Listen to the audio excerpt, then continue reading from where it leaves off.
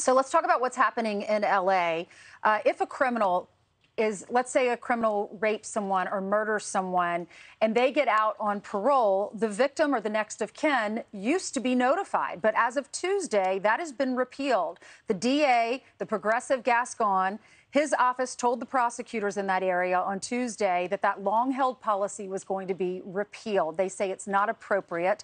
This was a quote from the DA's office. After consulting with victim experts, we do not believe this is a trauma-informed approach. Contacting victims and their next of kin can be triggering, especially if they do not welcome the intrusion. Okay, so the policy was that if you've been affected by crime in Los Angeles or in that county, if the person who committed that crime was up for their parole hearing, the family or next of kin would be notified. It may be difficult that that's happening, but most people would want to know if the perpetrator was facing the opportunity to get out. To be free, right. Now Gascon is saying, no, it triggers the families and it takes up staff that we don't have. I'll tell you what's happening. He doesn't want you to know. He doesn't want the public to know when he's letting people out. That's exactly right. That's the reality of it. They can be pretty bad criminals that he's letting out on the streets. So here's the quote. According to this email, the DA feels it's not appropriate for prosecutors to notify victims of crime, or if they killed a person, or the next of kin in these upcoming hearings. Think about that. Whether they speak or not, they deserve to have a right to hear what is going on, because not only affects their security, it affects the memory of those who may have lost their lives due to the actions of that person. So the LA District Attorney goes on. What Gascon wants to do is he wants to make it so that not only the next of kin are unaware of these hearings, but he wants to make sure that prosecutors and DA offices don't hear about them either. When that happens, that means that Gascon and his public defender cronies can, in essence, do what they're doing in the dark and no one will ever know. Now, does this guy know that he's staring at the end of his career, and is he expediting these type of decisions, or is he doubling and tripling down as an? It appears he's doubling and tripling down.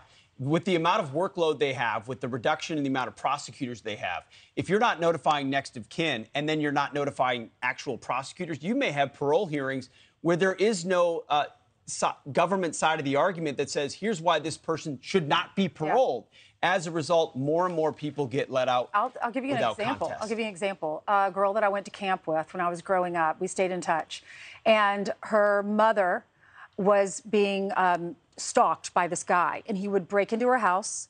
He would wear her underwear. They found out later that, and he would steal her makeup, and they found him later, and his driver's license had her address on it, so he was claiming to be her. And he was stalking her so much that they put him away. They put him in some sort of a facility, a center. They were supposed to notify her when he was getting out. They sent her a letter. She received the letter too late. She received the letter the next day. The guy gets out. He goes into her house, breaks in. She comes home from a party, and she's in the house by herself. She doesn't come to school the next day. She was a school teacher. He had murdered her in her bathtub.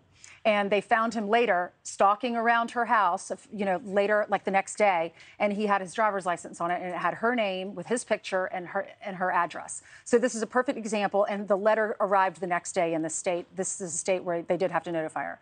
So this is the kind of example of what could happen. Oof, absolutely. It ended up being a Dateline special or 60, I don't know. It was on Dateline, I believe. Totally preventable, obviously, and just tragic.